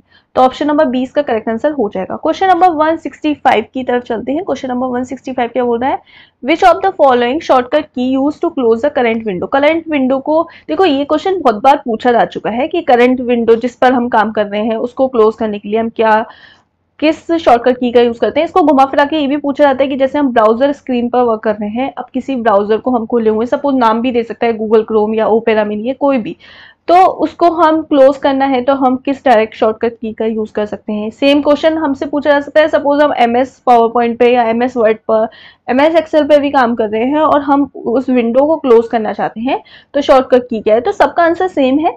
घुमा फिरा के पूछेगा कि, क्योंकि सभी के लिए हम इस शॉर्टकट की सेम यूज कर रहे हैं, कि चाहे हम एमएस ऑफिस पर वर्क करें, चाहे हम ब्राउजर स्क्रीन पर वर्क कर रहे हैं, तो बेसिकली हम जो शॉर्टकट की का यूज कर रहे हैं किसी भी विंडो को क्लोज करने के लिए, वो हम यूज करते हैं Alt + F4। क्या यूज करते हैं? Alt + F4। तो यहाँ पर आप देख सकते हैं ऑप्शन नंबर डी में सही आंसर है। क्वेश्चन नंबर 166 की तरफ चलते हैं। 166 क्या बोल रहा है? नंबर 166 बोल रहा है the what are the program such as Microsoft Edge that serves as navigable windows that web called as. तो देखो भाई सीधी सी बातें पूछना चाह रहा है, माइक्रोसॉफ्ट एज क्या है? तो माइक्रोसॉफ्ट एज क्या है? Web browser. तो ऑप्शन नंबर 20 का करेक्ट आंसर हो जाएगा। क्वेश्चन नंबर 167 की तरफ चलते हैं। विच among the following self contain step by step set of operation perform by. तो यहाँ पर बोल रहा है कि जो स्टेप बाय स्टेप हम ऑपरेशन परफॉर्म करते हैं किसी भी चीज में, किसी भी सेल्फ कंटेन, मतलब हम कोई भी ऑपरेशन परफॉर्म कर रहे हैं स्टेप बाय स्टेप, सपोज हमको a + b करना है, तो सपोज a लिया कि इनपुट में a लिया, इनपुट में b लिया एंड देन c लिया, और उसको प्रोसेस सम किया, sum is equals to c is equals to a + b, फिर उसको हमने वैल्यू दी कि suppose a is equals to 1, b is equals to 3, और फिर हम लोगों ने किया c is equals to a + b, क्या हो गया हमारा c is equals to 1 + 4, 1 + 3 is equals to c is equals to 4, तो जो हमारा सम है तो सम इज इक्वल्स टू 4, इस तरीके से आ गया। तो ये क्या है? बेसिकली हम स्टेप बाय स्टेप परफॉर्म कर रहे हैं, क्या है? ये है हमारा एल्गोरिथम। तो ऑप्शन नंबर बी। ठीक है, क्वेश्चन नंबर 168 की तरफ चलते हैं। Which of the following is an instruction of row and column in a spreadsheet. किसी भी स्प्रेडशीट में जो रो और कॉलम होता है उसको हम क्या बोलते हैं? ये क्वेश्चन हमसे पूछ रहा है, तो उसको हम बोलते हैं सेल। तो किसी भी स्प्रेडशीट में, जैसे ये है, उसमें जो रो और कॉलम होते हैं, जो रो और कॉलम होते हैं ये रो है, ये कॉलम है। तो ये रो और कॉलम का जो इंटरसेक्शन आता है ये, इसको हम बोलते हैं सेल। तो ऑप्शन नंबर डी इसका करेक्ट आंसर हो जाएगा। क्वेश्चन नंबर 169 की तरफ चलते हैं। Which of the following set of rules computer use to talk each other. तो इसमें से ये पूछ रहा है कि which of the following set of rules computer use to talk each other. तो कंप्यूटर में जो सेट ऑफ रूल्स होते हैं, या फिर हम कह सकते हैं नेटवर्क में जो सेट ऑफ टूल्स होते हैं, सेट ऑफ रूल्स होते हैं, तो हमारी जो डेफिनेशन है वो भी है set of rules that are applicable for a network is called protocol. तो किसी भी प्रोटोकॉल, किसी भी नेटवर्क के लिए या किसी भी कंप्यूटर के लिए जो सेट ऑफ रूल्स एप्लीकेबल होते हैं आपस में बातचीत करने के लिए, उसको हम प्रोटोकॉल कहते हैं। जैसे कि मुझे HTML या फिर FTP, SMTP या फिर हम कह सकते हैं HTTPS या फिर telnet, these all are protocol. तो प्रोटोकॉल का काम ये होता है कि एक दूसरे से, मतलब हम एक नेटवर्क से दूसरे नेटवर्क पे बातचीत कर पाए, या एक कंप्यूटर से दूसरे कंप्यूटर पे कम्युनिकेशन के लिए जो सेट ऑफ रूल्स एप्लीकेबल होते हैं किसी कंप्यूटर में, नेटवर्क में, उसको हम प्रोटोकॉल कहते हैं। Option number D. Question number 170 की तरफ चलते हैं। क्वेश्चन नंबर 170 बोल रहा है which of the following topology have a central controller of a hub. अभी मैंने बताया था थोड़ी देर पहले कि जो सेंट्रल कंप्यूटर होता है, सेंट्रल कंप्यूटर या हब से जो बाकी कंप्यूटर्स हमारे कनेक्ट होते हैं, उसको हम क्या बोलते हैं, उसको हम बोलते हैं स्टार टोपोलॉजी। तो यही पूछ रहा है कि सेंट्रल कंट्रोलर या हब से जो हमारी टोपोलॉजी होती है वो कौन सी होती है, वो होती है हमारी star topology. Option number A. Question number 71 की तरफ 171 की तरफ चलते हैं। यहाँ पे बोल रहा है कि शॉर्टकट की create a new folders of MS window. हमें MS विंडो पर, माइक्रोसॉफ्ट की विंडो पर अगर हमें कोई भी न्यू फोल्डर क्रिएट करना है तो हम किसका यूज करते हैं, हम सिंपली किसका यूज करते हैं, control plus shift plus N. अगर हमने इस control plus shift plus N कर दिया तो हमारा न्यू फोल्डर क्रिएट होकर आ जाता है। ऑप्शन नंबर ई। क्वेश्चन नंबर 172 की तरफ चलते हैं। 172 बोल रहा है कि first computers were program using which of the following language. तो भाई फर्स्ट कंप्यूटर जिस लैंग्वेज में क्रिएट हुआ, या हम कह सकते हैं फर्स्ट कंप्यूटर प्रोग्राम जो जिसने लैंग्वेज यूज की, तो उसने कौन सी लैंग्वेज यूज की, मशीन लैंग्वेज। कौन सी लैंग्वेज यूज की, मशीन लैंग्वेज। मशीन लैंग्वेज कौन सी होती है, जिसमें हम बाइनरी लैंग्वेज कहते हैं, जो 0 और 1 होता है। तो हम ये भी बोल सकते हैं कि 0 और 1 हमारी मशीन लैंग्वेज होती है। ठीक है, तो फर्स्ट कंप्यूटर जो प्रोग्राम बना किस लैंग्वेज में बना, मशीन लैंग्वेज में। क्वेश्चन नंबर 173 की तरफ चलते हैं। 173 क्या बोल रहा है, which of the following is not a example of utility software. तो इसमें से कौन सा यूटिलिटी सॉफ्टवेयर का जो एग्जाम्पल है वो नहीं है।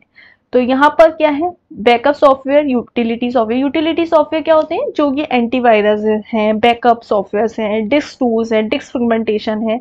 तो ये हमारे यूटिलिटी सॉफ्टवेयर होते हैं जो बैकअप करने के लिए, एंटीवायरस, कंप्यूटर को प्रोटेक्शन करने के लिए, डिस्क को मैनेजमेंट करने के लिए यूज किए जाते हैं। तो देखो यहाँ पे बैकअप सॉफ्टवेयर यूटिलिटी है, एंटीवायरस भी है, डिस्क टूल्स जैसे डिस्क फ्रेगमेंटेशन वगैरह, ये सब ये सब हमारे यूटिलिटी सॉफ्टवेयर हैं। अगर हम बात करें मीडिया प्लेयर की, तो मीडिया प्लेयर क्या है, मीडिया प्लेयर हमारे पर्टिकुलर टास्क को परफॉर्म करने के लिए यूज किया जा रहा है। टास्क क्या है, मीडिया को, सॉन्ग को प्ले करना, या फिर हम वीडियो को प्ले कर सकते हैं मीडिया प्लेयर के जरिए। तो यहाँ पर ऑप्शन नंबर डी हमारा क्या हो गया, एप्लीकेशन सॉफ्टवेयर। क्या है, एप्लीकेशन सॉफ्टवेयर। तो एप्लीकेशन सॉफ्टवेयर है और ये पूछ रहा है नॉट एन यूटिलिटी सॉफ्टवेयर। तो ऑप्शन नंबर डी इसका करेक्ट आंसर हो गया कि ये यूटिलिटी सॉफ्टवेयर नहीं है, ये कौन सा है, एप्लीकेशन सॉफ्टवेयर। ठीक है, क्वेश्चन नंबर 174 की तरफ चलते हैं। Copying a process from a memory to disk allow space for a other process is called. हम कॉपी कर रहे हैं अपनी प्रोसेस को मेमोरी से डिस्क में, मतलब हमारी कोई भी मेमोरी से हम अपनी डिस्क में ट्रांसफर कर रहे हैं, तो इस प्रोसेस को allow space for other process is called. तो disk to allow copying a process from memory to disk allow a space for other process, इसको हम क्या बोलते हैं, इसको हम बोलते हैं स्वैपिंग। मतलब हम अपने मेमोरी में से जो डेटा या कोई भी प्रोसेस है उसको हम डिस्क में लेके जा रहे हैं, तो हमें जो स्पेस अलाउ हो रहा है वो हमें स्वैपिंग कर रही है। हम क्या कर रहे हैं, स्वैपिंग कर रहे हैं कि हम एक मेमोरी से दूसरे डिस्क में या दूसरी किसी ड्राइव में अपने डेटा को शिफ्ट कर रहे हैं, कॉपिंग कर रहे हैं।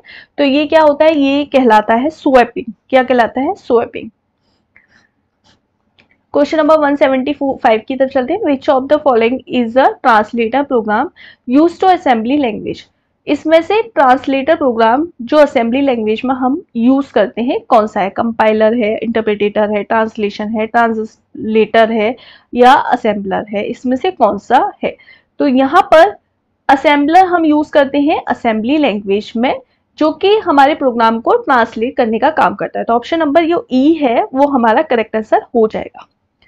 क्वेश्चन नंबर 175 की तरफ 6 की तरफ चलते हैं।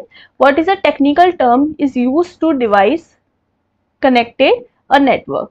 टेक्निकल टर्म हमसे पूछ रहा है कि जो हम नेटवर्क को कनेक्ट करने के लिए, डिवाइसेस के नेटवर्क को कनेक्ट करने के लिए यूज करते हैं। सपोज ये वाली एक डिवाइस है, ये वाली एक डिवाइस है, इनको हमें कनेक्ट करना है। तो ये वाले इन टर्म्स को हम क्या बोलते हैं? इनको हम बोलते हैं नोड्स। क्या बोलते हैं? नोड्स। नोड ए से बी की तरफ कनेक्ट करना है तो इसको हम बोलते हैं nodes. Option number B. Question number 177 की तरफ चलते हैं। इसमें बोल रहा है कि which of the following is the communication protocol that sets the standard used for almost every computer that axes web based information. कि यहाँ पर बोल रहा है कि जो कम्युनिकेशन प्रोटोकॉल है वो हम यूज करते हैं, कम्युनिकेशन के लिए प्रोटोकॉल यूज करते हैं जो स्टैंडर्ड हमारे कंप्यूटर में स्टैंडर्ड सेट करते हैं, वेब बेस्ड से इंफॉर्मेशन को एक्सेस करते हैं। तो देखो, हम लोग सबसे ज्यादा हर किसी एक डिवाइस में कम्युनिकेशन के लिए हम सबसे ज्यादा जो प्रोटोकॉल यूज करते हैं वो यूज करते हैं HTTP, hyper text transfer protocol. Hyper text transfer protocol हम लोग हर एक कंप्यूटर या हर एक डिवाइस या हर एक नेटवर्किंग वेबसाइट के लिए यूज करते हैं हाइपर टेक्स्ट ट्रांसफर प्रोटोकॉल, या फिर एस लग जाए तो सिक्योर हो गया। तो आपने देखा है किसी भी वेबसाइट के ऊपर HTTP तो जरूर या HTTPS जरूर लगा होता है इस तरीके से, बाकी फिर वो वेबसाइट दी होती है। तो जब भी हम कोई भी चीज गूगल पर टाइप करते हैं, कहीं भी हम कोई भी चीज सर्च करते हैं, तो ये हमें सबसे आगे ये लगा होता है। तो ये क्या कर रहा है? ये कम्युनिकेशन ही तो कर रहा है, उसको ट्रांसफर करने के काम कर रहा है, मतलब हमारी इंफॉर्मेशन को सर्च कर रहा है, कम्युनिकेशन करा रहा है। तो कम्युनिकेशन के लिए जो स्टैंडर्ड कंप्यूटर या फिर वेब बेस्ड इंफॉर्मेशन को सर्च करने के लिए, एक्सेस करने के लिए जो भी प्रोटोकॉल यूज किया जाता है, तो वो यूज किया जाता है HTTP। ठीक है, ऑप्शन नंबर सी। 178 की तरफ चलते हैं।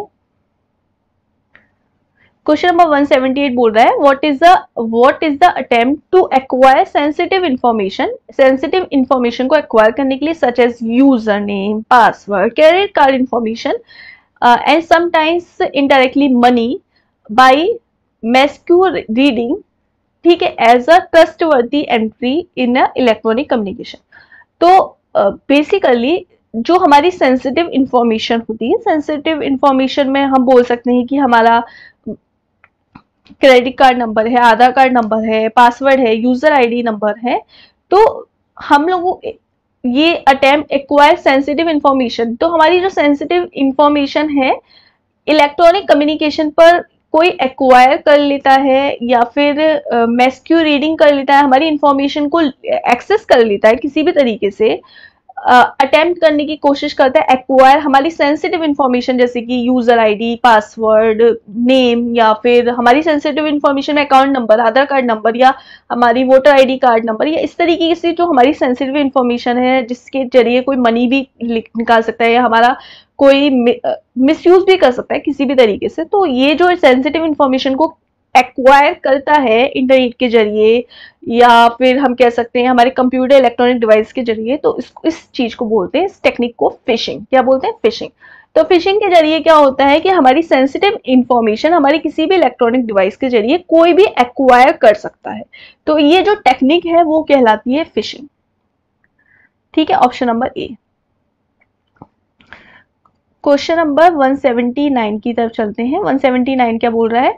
Communication channel is shared by all the machines on a network is. Communication जो चैनल है जो सारी मशीन्स पर शेयर किए जा रहे हैं, उसको हम क्या बोलते हैं? तो communication channel shared by all machine, जो सारी मशीन पर शेयर किए जाते हैं उसको हम क्या कहते हैं? जैसे कम्युनिकेशन चैनल, जैसे एग्जांपल के तौर पर मेरी एक मशीन है, मैंने एक मैसेज है, सिंपल तरीका बताती हूँ, आपने कोई भी मैसेज है, आप अपने सारे फ्रेंड्स को या फैमिली या जितने भी आपके पास मोबाइल में नंबर है सबको एक मैसेज को सेंड कर रहे हैं। तो ये क्या कर रहे हैं आप? ब्रॉडकास्टिंग। क्या कर रहे हैं? ब्रॉडकास्टिंग। यानी ब्रॉडकास्टिंग क्या है? ब्रॉडकास्टिंग एक इस तरीके से एक चैनल है, एक मशीन है जिसके जरिए हम सारे कम्युनिकेशन चैनल में वो चीज ब्रॉडकास्ट शेयर करते हैं, तो उसको हम ब्रॉडकास्ट नेटवर्क कहते हैं। सेम इंफॉर्मेशन को शेयर करना ब्रॉडकास्ट कहलाता है। ठीक है, ऑप्शन नंबर ए यहाँ पर करेक्ट आंसर हो जाएगा। क्वेश्चन नंबर 180 क्या बोल रहा है? ब्लैंक एन है, कोई इस तरीके से दिया है, converts all the source code into machine code creating a executable file. भाई सोर्स कोड को मशीन कोड में कन्वर्ट कौन करता है? पूरे के पूरे कोड को एक बार में जो कंपाइल करता है उसको हम क्या बोलते हैं? उसको हम बोलते हैं कंपाइलर। तो कंपाइलर क्या करता है? हमारे पूरे के पूरे सोर्स को एक बार में मशीन कोड में कन्वर्ट करता है एग्जीक्यूटेबल फाइल की, और एग्जीक्यूटेबल मतलब एग्जीक्यूट हो गया, हमारा पूरा का पूरा डेटा एक बार में एग्जीक्यूट हो गया तो एग्जीक्यूटेबल फाइल कन्वर्ट कर देता है, तो इसको हम बोलते हैं कंपाइलर। कंपाइलर पूरे के पूरे कोड को एक बार में कंपाइल करता है, यानी एक बार में रन करता है, एग्जीक्यूट करता है एक बार में। ठीक है, और हमें कन्वर्ट करता है जो सोर्स कोड है, सोर्स कोड वो जो हमने टाइप किया, और कन्वर्ट किस में करेगा? Machine code. मशीन कोड जिससे मशीन समझ पाए। तो और एग्जीक्यूटेबल फाइल, एग्जीक्यूट फाइल मतलब जिससे हमारा प्रोग्राम रन हो गया, एक बार में एग्जीक्यूट हो गया। तो ये काम पूरे के पूरे प्रोग्राम को एक बार में एग्जीक्यूट करने का काम कंपाइलर करता है। तो option number C. Question number 182 बोल रहा है in a PowerPoint what is the function of alt plus N in a navigating the ribbon with only a keyboard. जब हम कीबोर्ड से ऑल्ट प्लस एन को प्रेस करते हैं power point के अंदर तो क्या हो क्या जाता है? भाई सीधी सी बात है, किसी में पूछा जाए पावर पॉइंट में वर्ड में ऑल्ट प्लस एन को प्रेस करते हैं तो हमारे पास इंसर्ट टैब ओपन होके आ जाता है। Option number C, insert tab हमारे पास ओपन होके आ जाता है ऑल्ट प्लस एन को प्रेस करने से। क्वेश्चन नंबर 183 की तरफ चलते हैं। 183 बोल रहा है वो commands at the top of a screen file edit format tools, जो हमारी स्क्रीन पर ऊपर दिया होता है कमांड्स, जैसे फाइल है, एडिट है, फॉर्मेट है, टूल्स है, ऑपरेट है, change things in incorporated in. तो ये जो कमांड हमारी बेसिकली टॉप स्क्रीन पर आ जाती हैं उसको हम क्या बोलते हैं? टॉप स्क्रीन पर हमारी जो कमांड आती है ना, फाइल एडिट फॉर्मेट टूल्स, ये सब चेंजेस वगैरह करना के लिए यूज करते हैं जो हम, तो इसको हम बोलते हैं मेन्यू बार। इसको हम क्या बोलते हैं? Menu bar. मेन्यू बार में क्या होता है? हमारी फाइल होती है, एडिट फॉर्मेट ये सब दिया होता है, जैसे आप एमएस वर्ड या एमएस पावर पॉइंट पे देखेंगे तो फाइल, मेन्यू, फॉर्मेट, इस तरीके की कमांड जो होती है तो उसको हम बोलते हैं menu bar. Option number A. Question number 184 की तरफ चलते हैं। क्वेश्चन नंबर 184 क्या बोल रहा है? Specialize program design to allow particular input और output devices communication with the rest of computer system is called. यानी ऐसे स्पेशलाइज प्रोग्राम जो कि पर्टिकुलर किसी इनपुट या आउटपुट डिवाइसेस में कम्युनिकेशन के लिए हम यूज करते हैं कंप्यूटर सिस्टम में, तो इसको हम क्या बोलते हैं? इसको हम कंप्यूटर बोलते हैं, डिवाइस ड्राइवर बोलते हैं, इंटरप्रेटर बोलते हैं, ऑपरेटिंग सिस्टम बोलते हैं। तो बेसिकली हम लोग क्या डाउनलोड करते हैं? 184 में हम लोग क्या डाउनलोड करते हैं? हम लोग डाउनलोड करते हैं कोई प्रोग्राम को हम डाउनलोड कर रहे हैं, किसी सॉफ्टवेयर को हम डाउनलोड कर रहे हैं, तो उसका हम क्या डाउनलोड करते हैं? उसका हम ड्राइवर ही तो डाउनलोड करते हैं, डिवाइस ड्राइवर। तो यही बोल रहा है कि जो स्पेशलाइज प्रोग्राम होते हैं जो किसी भी पर्टिकुलर इनपुट या आउटपुट डिवाइसेस को कम्युनिकेशन, कंप्यूटर सिस्टम को कम्युनिकेशन करने के लिए यूज करते हैं, तो हम डिवाइस ड्राइवर ही तो यूज करते हैं। फॉर एग्जांपल हम लोग कोई भी सॉफ्टवेयर या हार्डवेयर का यूज करते हैं तो हम उसका ड्राइवर ही तो डाउनलोड करते हैं। ड्राइवर यानी उसका सॉफ्टवेयर डाउनलोड करते हैं। जैसे एग्जाम्पल के तौर पर अगर आप अपने पीसी में कोई भी चीज को कनेक्ट करेंगे तो आप उसका पहले ड्राइवर ही तो डाउनलोड करेंगे, तो ड्राइवर डाउनलोड करते हैं, तो डिवाइस ड्राइवर कहते हैं इसे। 185 बोल रहा है UDP and TCP are categorized under the layer of OSI model. OSI model की जो लेयर्स होती हैं 7 लेयर्स होती हैं, जैसे कि physical, transport layer, data link layer, session layer, presentation layer, network layer, transport layer. ये सारी जो लेयर्स होती हैं वो टीसीपी वो ओएसआई मॉडल की होती हैं। ओएसआई मॉडल जिसके जरिए जैसे हम एक दूसरे से कम्युनिकेशन कर पा रहे हैं वो जस्ट बिकॉज कि हम ये 7 लेयर्स से होके गुजर रहे हैं नेटवर्किंग की।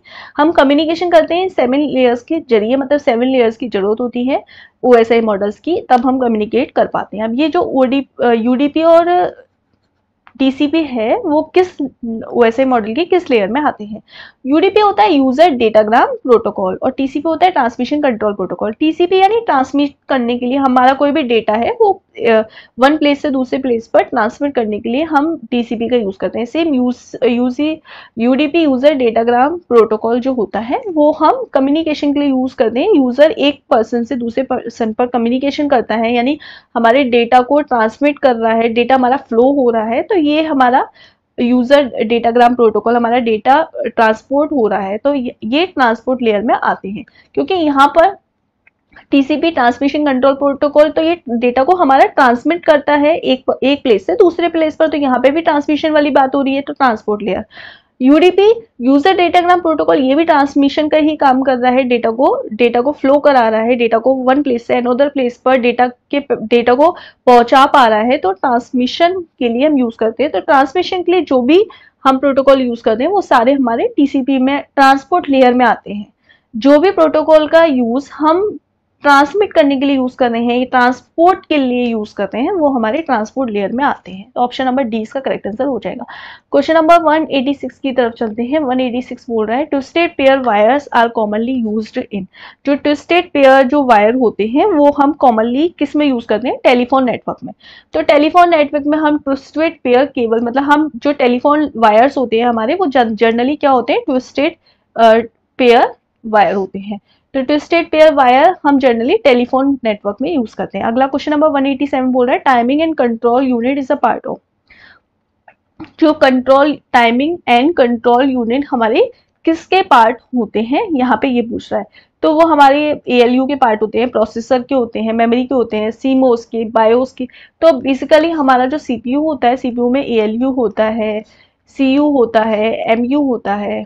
अरिथमेटिक लॉजिक यूनिट क्या करता है? Plus minus multiplication device arithmetic और लॉजिक ऑपरेशन को परफॉर्म करता है। CU क्या करता है? CU कंट्रोल करता है डेटा को, पूरे सिस्टम को कोऑर्डिनेट करने की कोशिश करता है, हमारी प्रोसेसेस को मैनेजमेंट प्रोवाइड करता है। तो ये काम CU का होता है। अब मैनेजमेंट प्रोवाइड कर रहा है, कंट्रोल कर रहा है, तो यहाँ पे टाइमिंग की भी बात होगी ना कहीं। तो ये हमारा पूरा का पूरा काम कौन करता है? CPU। और CPU को हम क्या बोलते हैं? सेंट्रल प्रोसेसिंग यूनिट, और ये बोलता है in general processor. Option number B. तो टाइमिंग एंड कंट्रोल यूनिट किसके पार्ट है? प्रोसेसर की जगह अगर यहाँ पे CPU आंसर होता है तो CPU भी सही होता। CPU प्रोसेसर एक ही बात है। क्वेश्चन नंबर 188 की तरफ चलते हैं। 188 बोल रहा है a specialized network devices that determines the next network point to which it can forward a data packet towards the destination of a packet is commonly known as। ठीक है, यहाँ पर मतलब हमसे एक डिवाइस की बारे में बात कर रहा है। डिवाइस के बारे में क्या कर रहा है? बात।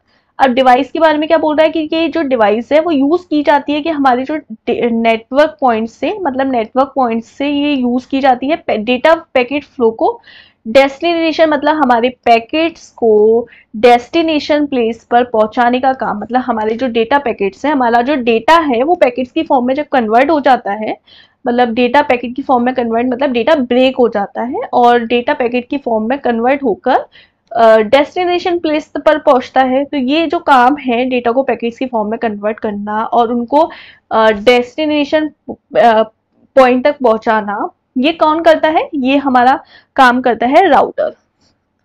ठीक है, तो बेसिकली राउटर का काम होता है, राउटर सिंपल ध्यान करने की जरूरत नहीं है, राउटर की सिंपल लाइन ये याद रखो, राउटर जो रूट डिसाइड करता है डेस्टिनेशन प्लेस का, वो राउटर है। राउटर यानी हमने A से B पर कोई भी डेटा को सेंड किया, A से B की तरफ कोई भी डेटा को सेंड किया। अब ये रूट कौन बना रहा है? ये बना रहा है राउटर, और ये पैकेट की फॉर्म में डेटा को ब्रेक करके ट्रांसमिट कर देगा डेस्टिनेशन प्लेस पर। तो रूट डिसाइड करने का काम राउटर करता है। तो यहाँ पर यही वाली बात बोल रहा है कि forward data packet towards the destination place. तो एक ही बात, रूट की तो बात हो रही है, डेस्टिनेशन प्लेस पर डेटा पैकेट्स को पहुंचा रहा है। कौन पहुंचा रहा है? Router. Option number B. Question number 189 की तरफ चलते हैं। क्वेश्चन नंबर 189 बोल रहा है a database that spared compute information across the different tables while maintaining links between terms is referred to as। यानी कि जो डेटाबेस होता है, हमारा डेटाबेस में हमारी डिफरेंट टेबल्स, डेटाबेस में हम क्या यूज कर रहे हैं, टेबल्स का यूज कर रहे हैं, मेंटेनिंग लिंक और between them referred as. Simple सी कहने का मतलब है हम अपनी इंफॉर्मेशन और हम अपने लिंक्स को, हम अपनी डेटा को मेंटेन कर रहे हैं डिफरेंट टेबल्स की फॉर्म में। अब टेबल की फॉर्म में जो डेटा को हम मेंटेन करते हैं, या टेबल की फॉर्म में आपको देखो, पेपर में क्वेश्चन ये नहीं है कि आपको सिंपल लैंग्वेज में ही मिलने वाला है। क्वेश्चन सिंपल है बट लैंग्वेज आपको समझनी है, लैंग्वेज पर कमांड करनी है। अगर आपको एक दो लाइन का या एक दो वर्ड्स के भी मीनिंग प्रॉपर पता है ना चीजों के, आप उसका मतलब निकाल पा रहे हो। हिंदी और इंग्लिश की बात नहीं है, बात यह है कि हिंदी में थोड़ा और डिफिकल्ट हो जाता है कंप्यूटर। इंग्लिश, कंप्यूटर एक इंग्लिश सब्जेक्ट है तो उसको इंग्लिश में ही पढ़ो, वो ज्यादा बेटर है। अब क्या है, हमें क्वेश्चन की जड़ को पहचानना है कि हमसे पूछ क्या रहा है। अब आपको अगर इतना भी समझ में आता है कि डिफरेंट टेबल में हम डेटा को मेंटेन कर रहे हैं, मतलब हम टेबल्स में डेटा को यूज करते हैं। अब टेबल्स में जो डेटा को यूज करते हैं, ऐसे डेटाबेस को हम RDBMS बोलते हैं। RDBMS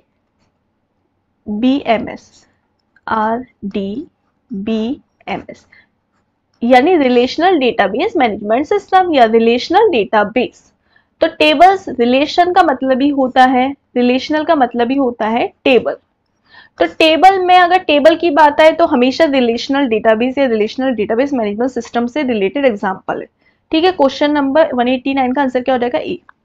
अगला क्वेश्चन नंबर 190 की तरफ चलते हैं। यहाँ पे बोल रहा है कि जो SNMP है, SNMP स्टैंड फॉर, तो SNMP की फुल फॉर्म हमसे पूछ रहा है। तो SNMP क्या होता है, simple network management protocol. SNMP क्या होता है, simple network management protocol, option number D. Question number 191 बोल रहा है what is the common name given to a program written in any one of a high level language. देखो, high level language में program लिखे होते हैं वो programme हमारे क्या होते हैं, source program. High level language में जैसे कि हमारी C या C++ की लैंग्वेज में जो प्रोग्राम लिखे हैं वो हमारे सोर्स प्रोग्राम होते हैं। ठीक है, और सोर्स को ऑब्जेक्ट, अगर ऑब्जेक्ट प्रोग्राम मतलब एक तरह से एक ऐसी लैंग्वेज जो हम समझ रहे हैं और एक ऐसी लैंग्वेज जो मशीन समझ रही है। अब यहाँ पे हाई लेवल लैंग्वेज की बात की जा रही है, तो हाई लेवल लैंग्वेज में जो प्रोग्राम लिखे होते हैं वो सोर्स प्रोग्राम होते हैं। क्या होते हैं, source program, option number D, आप इतना याद रखो। क्वेश्चन नंबर 192 की तरफ चलते हैं। 192 क्या बोल रहा है, एक सेकेंड, क्वेश्चन नंबर 192 क्या बोल रहा है, बस जस्ट अ सेकेंड।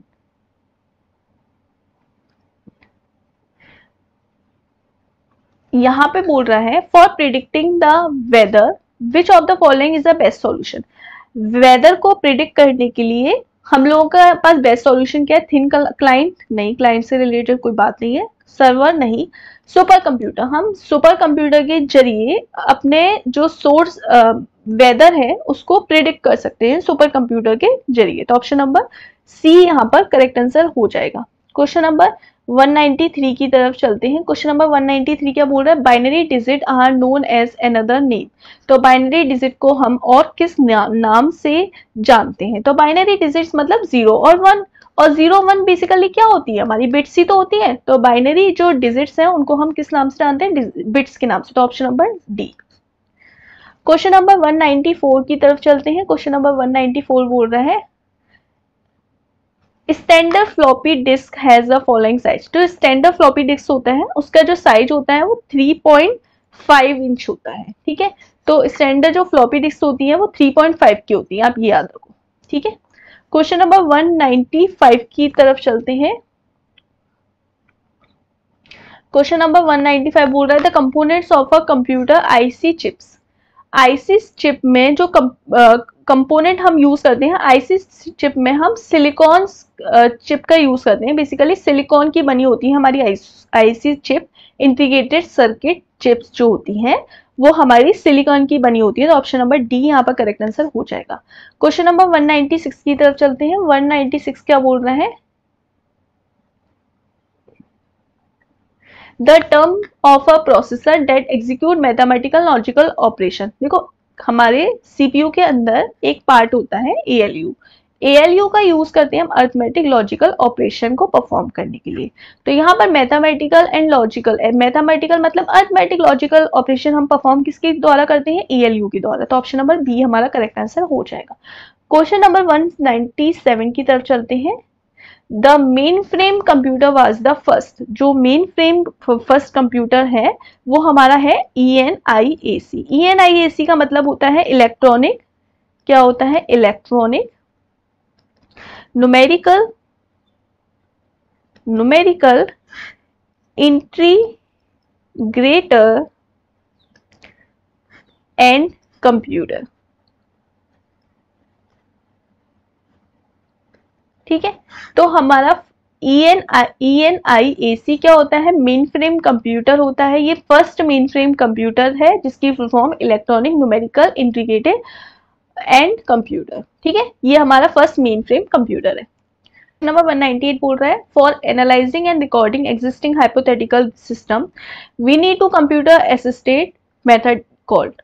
तो हमारा जो ऑटोमेटिकली जो कंप्यूटर हम एग्जिस्टिंग कंप्यूटर यूज कर रहे हैं एनालाइजिंग के लिए, रिकॉर्डिंग के लिए, हम कंप्यूटर का असिस्टेड मतलब हम उस कंप्यूटर को यूज कर रहे हैं, तो वो कंप्यूटर वो क्या कहलाता है, वो हमारा ये टर्म जो कहलाता है उसको हम बोलते हैं डेटा रिट्रीविंग। तो डेटा रिट्रीविंग क्या होता है, जो हमारा एग्जिस्टिंग कंप्यूटर होता है उसको ही हम एनालाइजिंग करने के लिए और रिकॉर्डिंग करने के लिए अपने एग्जिस्टिंग सिस्टम को यूज कर रहे हैं। जो सिस्टम ऑलरेडी यूज कर रहे हैं उसी को हम कुछ और प्रोसेसेस के लिए यूज कर रहे हैं, वो हमारा डेटा रिट्रीविंग है।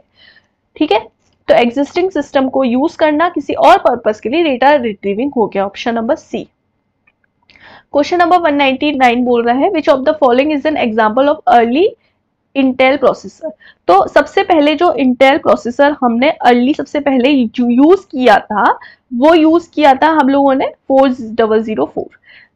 Early Intel processor which of an early Intel processor, सबसे पहले 4004 हमने इंटेल प्रोसेसर यूज किया था, option number B. Question number 200 की तरफ चलते हैं। बोल रहा है Windows preference are saved in. तो जो विंडोज का जो प्रेफरेंस होता है वो किस में सेव होता है, वो सेव होता है win.ini। तो win.ini क्या है, विंडोज की, हमारा जो विंडोज है उसकी क्या है, उसकी क्या है, सिस्टम फाइल है। क्या है, सिस्टम फाइल है जिसको हम यूज करते हैं Microsoft Windows 3X and 4X में। जो हमारी लोड होता है, लोडेड होती है हमारी फ्रॉम जो सी ड्राइव होती है, हमारी ड्राइव होती है सी, उसमें यानी विंडोज का जो हमारे प्रेफरेंस होते हैं यानी विंडोज से रिलेटेड जो भी हमारे आइटम होते हैं, सिस्टम्स फाइल्स होती हैं, वो हमारी आपने देखा है सी में ड्राइव, ऑटोमेटिकली ड्राइव सी में सेव होती हैं। अब ये जो फाइल्स होती है विंडोज की, जो विंडो प्रेफरेंस फाइल्स होती हैं वो win.ini होती है, win.ini होती है। ठीक है, तो ऑप्शन नंबर बी यहाँ पे करेक्ट आंसर हो जाएगा।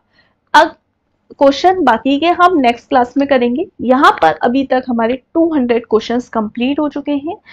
आई होप आपको वीडियो अच्छी लगी है, और अगर वीडियो थोड़े से भी एफर्ट्स दिख रहे हैं, आपको अच्छा लगा है और इस तरीके के आपको और क्वेश्चंस चाहिए तो वीडियो को लाइक शेयर सब्सक्राइब कर दीजिए, बेल आइकन पर प्रेस कर दीजिए फॉर लेटेस्ट अपडेट।